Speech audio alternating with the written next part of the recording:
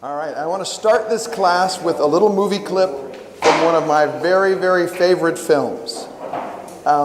This is from the movie Enchanted. And if you don't know much about that movie, basically a cartoon princess has actually moved into the real world. And some of the people in the real world don't exactly know how to handle this cartoon princess. So watch this scene. Well, what about you and Nancy? You know that you will live happily ever after, right? Well, I don't know if I'll make it through today, let alone a lifetime. I mean, that's what I'm trying to tell you, Giselle. It's complicated. But it doesn't have to be. Well?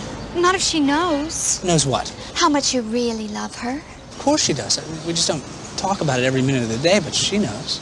How? What do you mean, how? How does she know you love her? Oh, no, don't. How does she know People looking. She's yours? Don't sing. It's okay. You know, let's just walk. Can we walk? Okay. Well, does she? Yeah. How does she know that you love her? Oh! He knows the song, too? How do you show her you love her? How does she know that you really, really, Truly love her. I've never heard How this song. does she know That you love her. How do you All show right. her you love her? Really nice work. How does she Okay, know that's that it. you really, really, We took care of him. Let's go. Okay. truly love her? It's not enough to take the one you love for granted. You must remind her or she'll be inclined to say, how do I know he loves me? How do I know he's mine? Well, does he leave a little note to tell you you are on his mind? Send you yellow flowers when the sky is gray. Hey, he'll find a new way to show you a little bit every day. That's how you know. That's how you know he's your love. See? Oh, I've seen quite enough. Let's go. A ball? Yeah. Oh, that would be fun. That would not be fun. You got to show her you need her. Don't treat her like a mind reader. Each day do something to teach her to believe you love her. Everybody wants to live happily ever after. Everybody wants to know their true love is true. How do you know he loves you? How do you know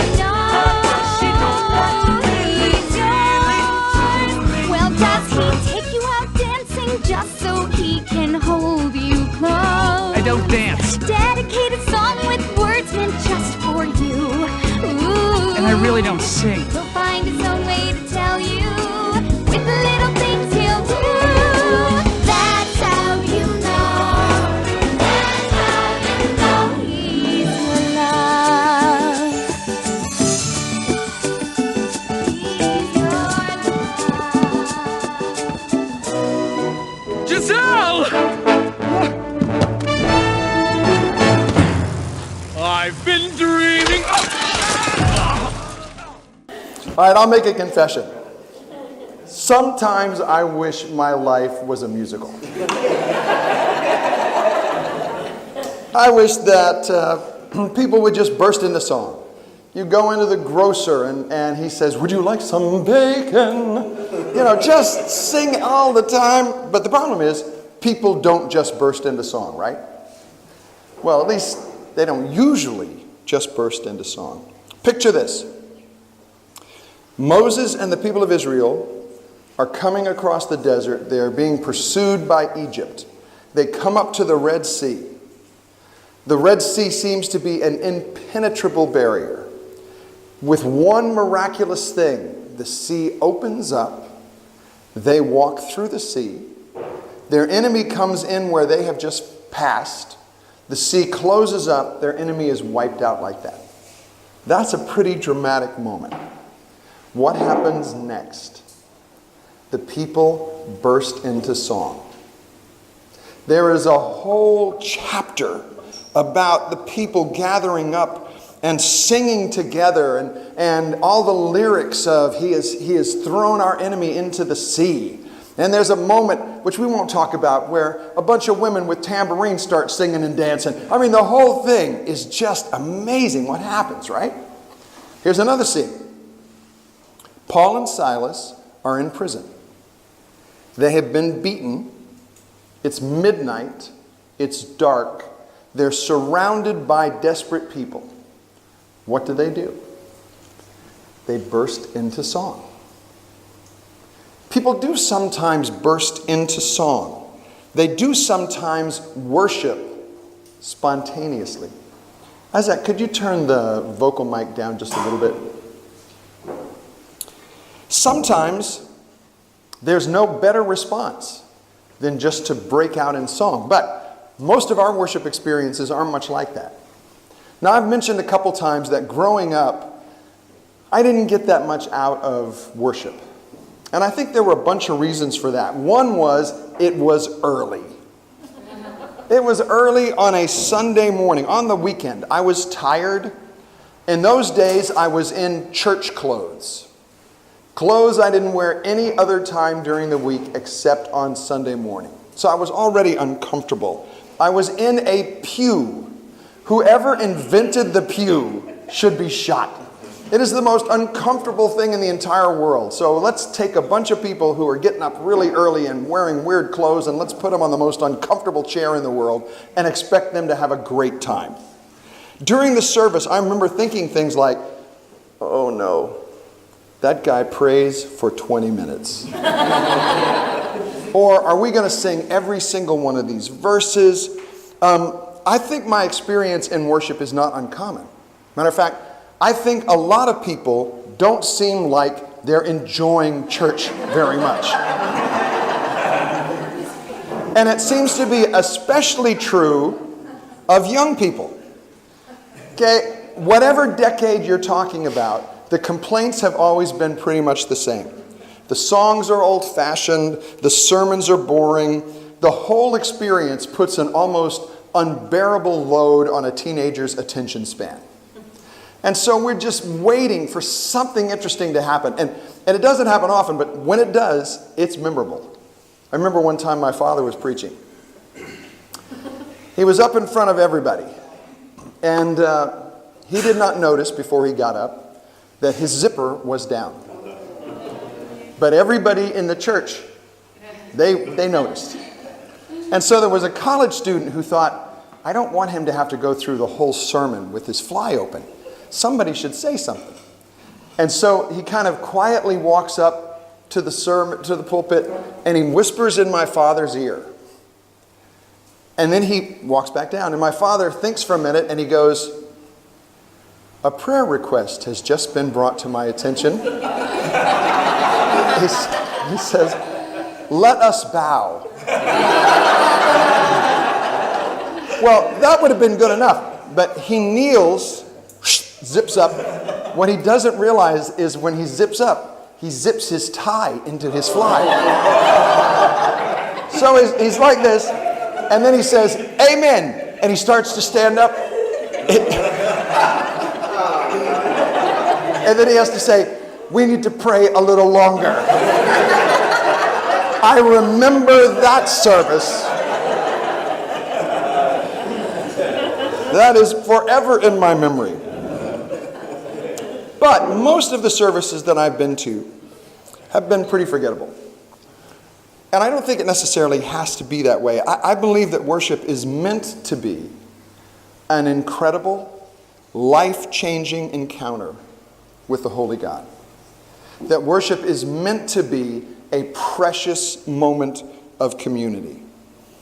When we leave after coming together for worship, we ought to leave changed. Like that story we read about on Sunday.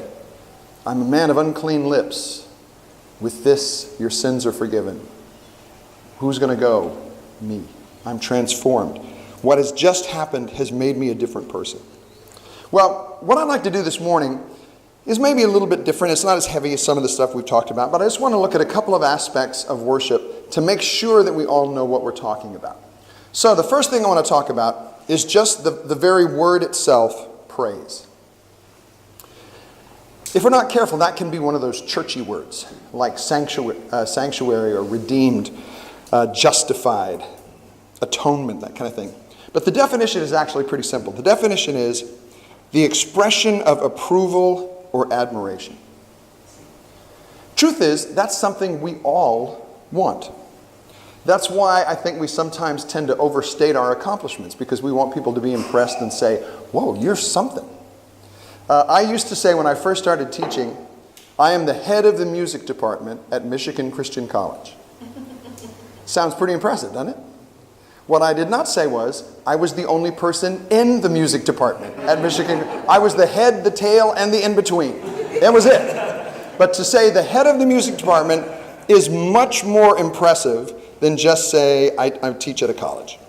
I have always, to this day, I've had a bulletin board in my office, and on that bulletin board, I have little notes and little cards and things that people have sent me, and basically they all say, you're doing a good job. Why? Because it makes me feel good. Because all of us want to feel like we are valued. All of us need praise. God's artistry is everywhere, and yet we sometimes take it for granted when we should be praising. One lesson that I learned very early on from my young son illustrates that so beautifully. Luana and I had taken our son Christopher to the National Space Museum. It's in Huntsville, Alabama. And you tour around and you see, rocket boosters and capsules and space suits and all this kind of stuff. And at the time, I was really into photography. And so I was always trying to get just the right shot. And my son was, how old would you think he was? He was 2. So he was adorable, a little 2-year-old. He was so cute. And so I wanted to get a couple pictures of him. And there was a Saturn V rocket booster, which was huge. I mean, it was like a giant truck. And my son was so small compared to it. And I thought, ooh, this will be a great picture. I'll get my son next to this giant rocket. But I'm moving around, I'm trying to get just the right angle and just the right light. And while I'm trying to frame the picture, Christopher roams out of the frame. And so I said, Chris, stand by the rocket. And I hear his little voice go, look. But I didn't want to look. I said, I've got just the right picture here, Chris. Come on back, stand by the rocket. Look, Dad, look. Come on. And I was getting a little ticked. It's like, I'm losing the light. Come on, stand by the rocket. And he goes, come and see. And I was aggravated. I thought, I could have had this perfect picture. I don't know whether I can get it again. And I walk over to see what was so important to my 2-year-old. And on a railing, on a sidewalk, was a butterfly. And he pointed to the butterfly. And he said, isn't that pretty? And then I looked at this giant rocket. And then I looked at the butterfly. And I realized he had a better eye than I did. It's that kind of stuff that's all around us. I mean, look around. God's handiwork is everywhere. And so one very important aspect of worship is this constant sense of, wow, God, this is amazing. What a day you've given to us. My father, just before he died, he hadn't spoken in about a week. And my brother-in-law was sitting next to him. He was in bed. And suddenly, he reached out his hand to my brother-in-law, and he said, I want to pray. He held Mark's hand, and he said, Dear Lord, thank you for this wonderful day. And then he didn't say anything else. Ever. His last words were, thank you for this beautiful day. Just before he died. That's a sense of praise. That's an awareness of what is beautiful around us. Okay, so another key element in worship is gratitude. When my son was small, I did a lot more traveling than I do now, and I would always try to bring him back some present. And the great thing about it was, it didn't have to be fancy. You know, I could come in and I would say, Christopher, I bought you this pack of gum at the Dallas airport. And he would be like, you're the greatest dad in the world. Or I brought you this stuffed toy from California. Or I brought you this. And he was always so incredibly grateful. Let me ask you, when was the last time you felt really grateful? Can you remember it? And did you express your gratitude? True story. Strange story, but true. I was getting ready to make a trip to Singapore. And I went in for a physical a couple of weeks before the trip. It's just a routine physical. And the doctor said, are you experiencing anything out of the ordinary? And I said, well, I've got a little bit of lower back pain, but I don't think there's anything serious. She said, well, I'll tell you what, just to cover the bases, let me take an x-ray. So she does. And then she comes back in, and her eyes are like this big around. And she goes, Randy, I need you to see our main doctor. Now I'm getting a little concerned. It's like, why? And she says, there's something on the x-ray that I think I need a second opinion about. So this doctor comes in. He looks at the x-ray, and he says, well, basically, Randy, here's the deal. On this x-ray, and he showed it to me, he said, this is the largest kidney stone I've ever seen in my life. I said, really? He said, yeah. And I said, well, what do I need to do about it? And he said, well, we need to treat it somehow. He said, it's way too, you can't pass it like a normal kidney stone. So there's some options we have, and we need to do it right away. And I said, well, here's the deal. I'm actually going to Singapore in 2 weeks. And he said, oh, I would not do that. I said, why not? And he said, think about it. And these were his exact words, which I would not recommend for a doctor. He said, you have a time bomb of agony waiting to go off in your abdomen. A time bomb of agony. So I said, can I go to Singapore? He said, you want to be on a plane for 13 hours with a time bomb? And I thought about it. I prayed about it a lot. The trip had been planned for a long time, and it wasn't that painful. And so I thought, I'm just going to go. So I went to Singapore. And I got to Singapore. Nothing bad happened except I had told the church staff, yeah, he told me I had a time bomb of agony here. So I get to Singapore. And I sent an email back to the church staff. And I said, the trip was uneventful. The bomb didn't go off. Yeah. So then the next day, I get an email from the IT guy at our church. And he said, Randy, Homeland Security called us. And they asked us 1 million questions about you and a potential bomb on a flight to Singapore. So somewhere in Washington, D.C., there is a file with my name on it, potential bomb threat. But anyway, so nothing bad happened.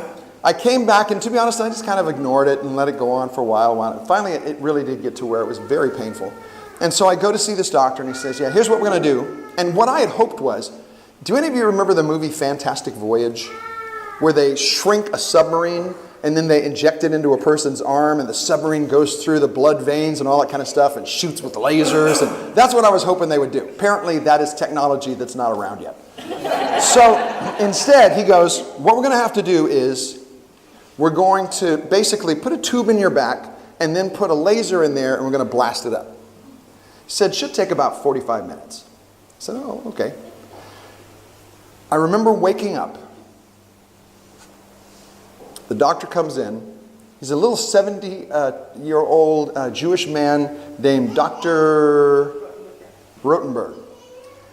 Dr. Rotenberg says, that was unlike anything I've ever seen. And I said, what? He said, oh, it was amazing. He said, I've been working on kidney stones for 50 years. I've never seen anything like it. It was the biggest thing I've ever seen.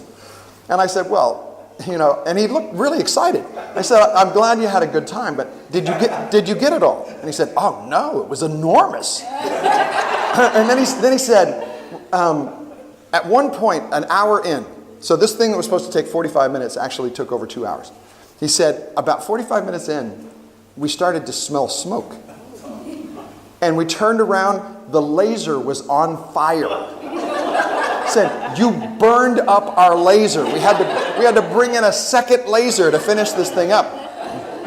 So anyway, it was a very interesting event. I later found out, by the way, that if you've ever watched those medical shows on TV, there's always a moment where they bring like the entire hospital staff together and they talk about some case that was really weird. There was a nurse who went to our church who was at that hospital, and she came up a couple weeks later and she said, "You were it." I said, "What? You were the case. It was your kidney stone. We all talked about it." And everybody was like, "Wow." But here's what I'm getting at. I know this is a long story, but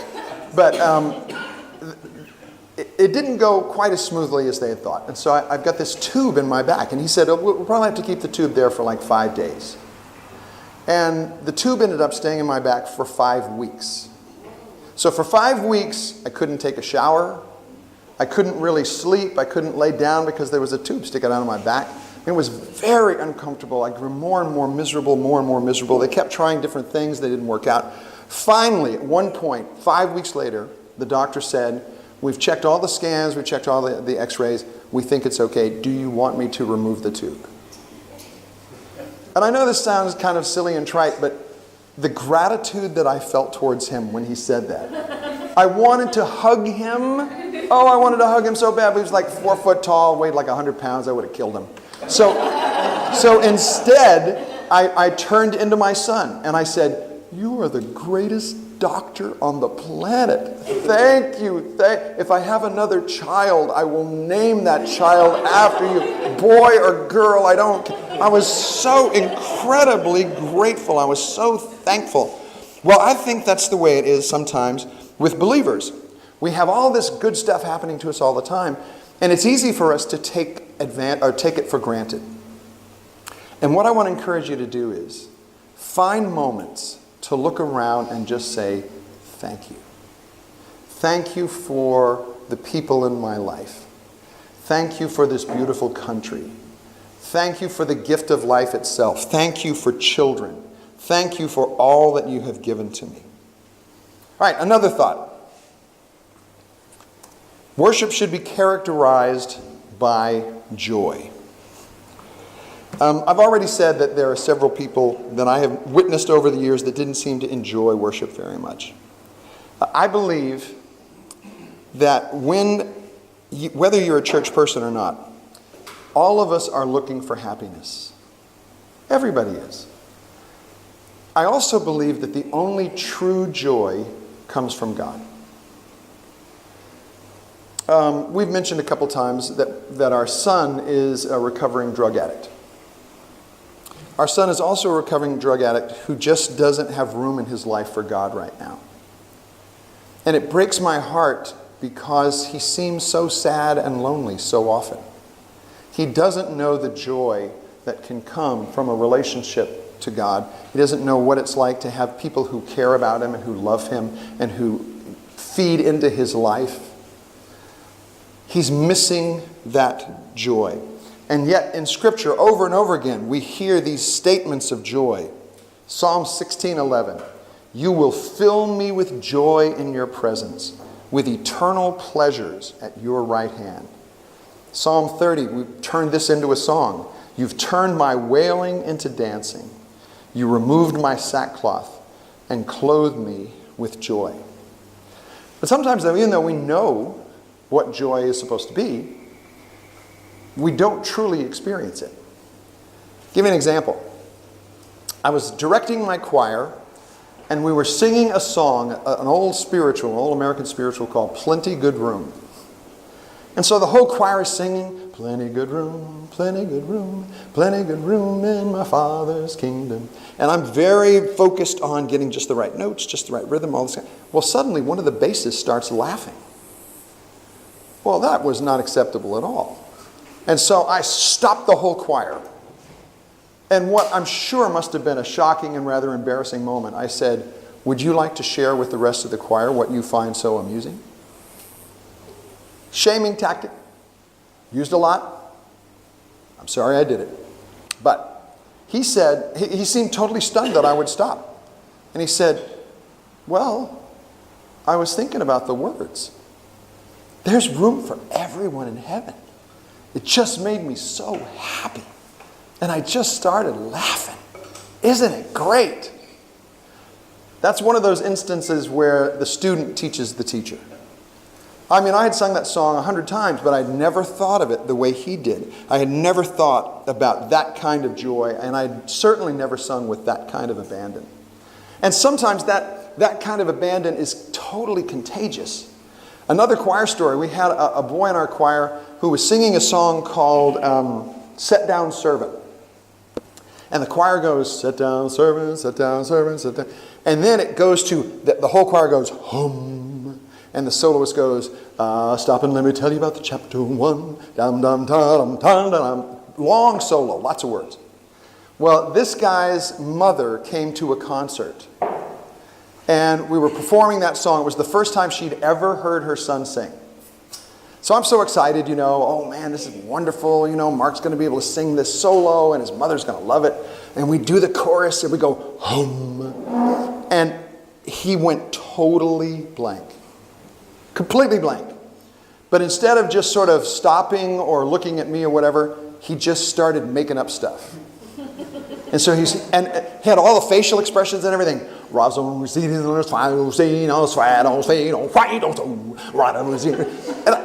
So I'm conducting and I'm listening to this. It's like, was he singing in tongues? What is happening here?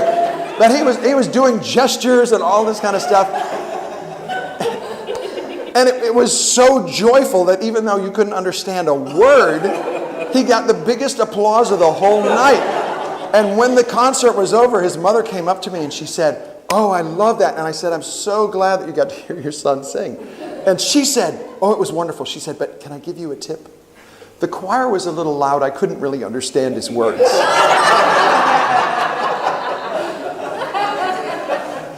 But his joy just was so infectious that everybody loved it.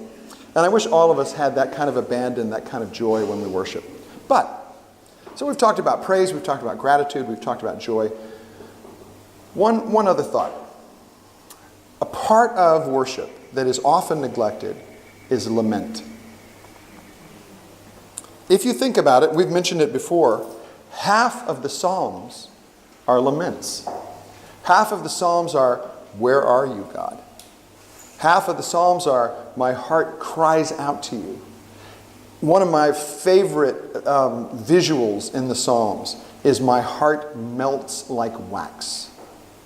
I just think that's such an amazing image. Lament is a really important part of the community of the church. But we sort of neglect it.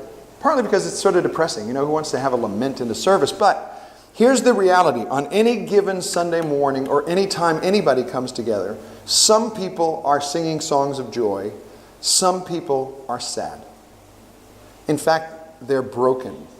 They're confused. They're lost. They're miserable.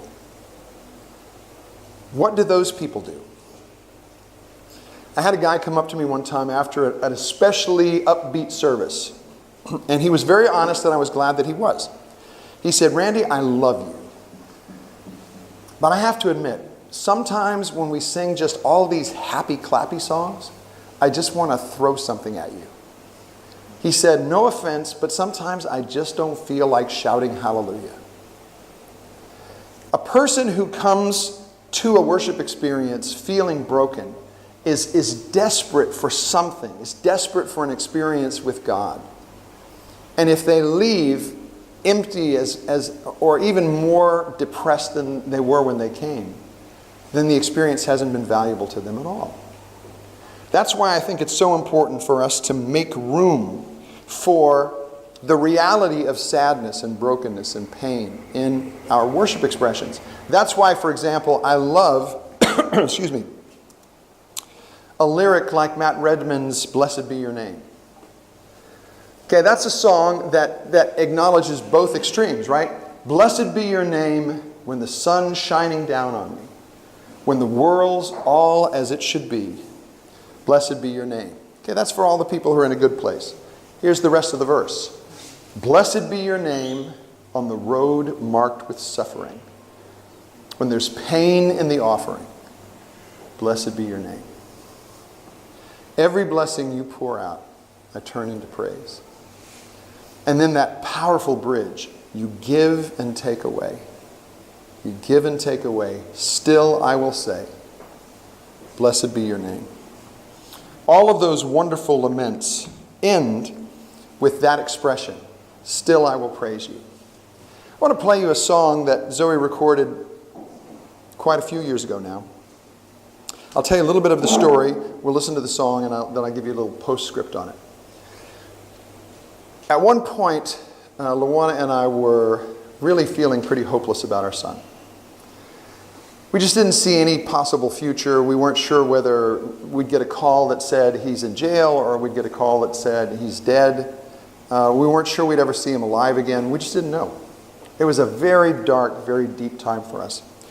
And so I found myself spending a lot of time in Psalm 42, which is a lament that talks about the waves crashing over us, that talks about the struggles that we have. I just couldn't get my mind off. Every time I opened the Bible, it would go to Psalm 42. And finally I decided I've just got to express this. I've just got to write some sort of song and get this out of my system if I can. So I wrote the song probably in maybe March or April. The theme for the conference that we were going to do that fall, we decided was going to be Deep Calls to Deep, which is a verse from Psalm 42. And was also the title of the song that I had written. This was in the year 2001. I don't know how much you know about American history in 2001. It's written in March or April. The conference isn't going to be until October. Here is the song that we used as sort of a theme for the conference. From the depths of my soul I cry out. From the depths of my soul I cry out. Lord, can you hear me? Have mercy, O God. From the depths of my soul I cry out. In the midst of the sea I cry out. In the midst of the sea I cry out. Save me, the water is over my head. In the midst of the sea I cry out. There is a time to mourn. There is a time to weep. There is a time for sorrow and deep calls to deep. In my moments of grief I cry out. In my moments of grief I cry out. Have you forgotten me? Where are you, Lord? In my moments of grief I cry out. There is a time to mourn. There is a time to weep. There is a time for sorrow and deep calls to deep. From the depths of my soul I cry out. From the depths of my soul I cry out. Still I will praise you, Lord. Still I will praise you, Lord. So whatever is happening in your life at any given moment, worship is meant to draw you closer to a God who knows you, who loves you, and who cares about you. And so when we offer our praise to God, whether it's songs of joy or whether it's lament, all God asks from us is that we be honest, is that we be real. Let me ask you this. Have you ever received a compliment from someone that you knew was insincere? How does that make you feel? Okay, you're saying that, but I know you don't mean it. There's no joy in that at all. There's no comfort in that at all. That's why, we've looked at this verse before this week, but here's a different translation of it. That's why we find things like this. These people think they can draw near to me by saying the right things, by honoring me with their lips, but their hearts are far from me. Their worship of me consists of man-made traditions learned by rote. And this is such a strong statement. It is a meaningless sham. From the book of Isaiah. The religion scholars and Pharisees, these are actually words of Jesus, are competent teachers of God's law, but be careful about following them. They talk a good line, but they don't live it. They don't take it into their hearts and live it out in their behavior. It's all spit and polish veneer. We've said several times the heart is more important than the ritual. And I want to sort of really cement that idea in your head by teaching you a song. It's a very, very simple song, and it's based on one of the verses we looked at yesterday from the book of Micah. All right, here's the deal. We're going to actually put the music on the screen, and we're going to sing along with a recording of it until it gets easy. It's a simple echo, so the men start it off, and then the women pick it up, and men and women alternate back and forth. But let's see what we can do with this. This is called To Act Justly. He has shown you What is good. He has shown you what is good. To act justly, to love mercy, to walk humbly with your... And then we just repeat it. He has shown you what is good. He has shown you what is good. To act justly, to love mercy, to walk humbly with your God. He has shown you what is good. He has shown you what is good. To act justly, to love mercy, to walk humbly with your God. He has shown you what is good. One last time. He has shown you what is good. He has shown you what is good. To act justly, to love mercy, to walk humbly with your God. To act justly, to love mercy, to walk humbly with our God. I think there's so much freedom in knowing that we don't have to pretend to be something when we worship. That we come as we are. That God accepts a pure heart. That God is much more interested in who we are inside than the externals of what we're doing. I want to show you a video clip.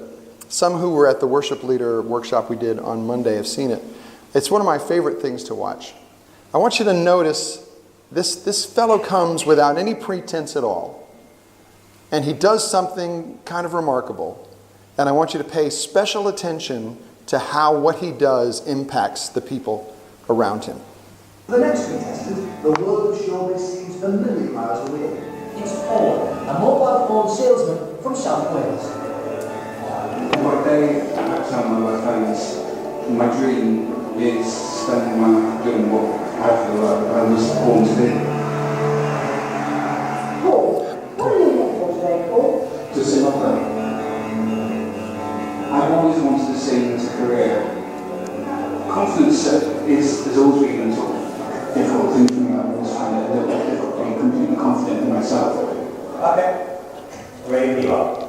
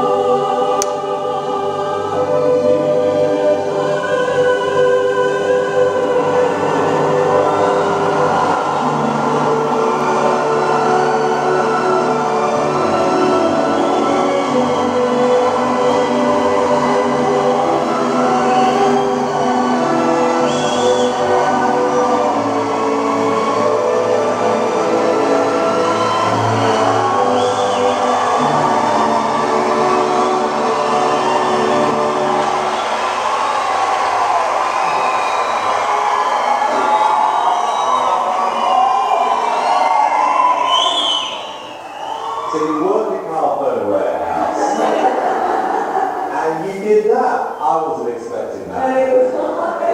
This would be a complete breath of fresh air. I thought you were absolutely fantastic.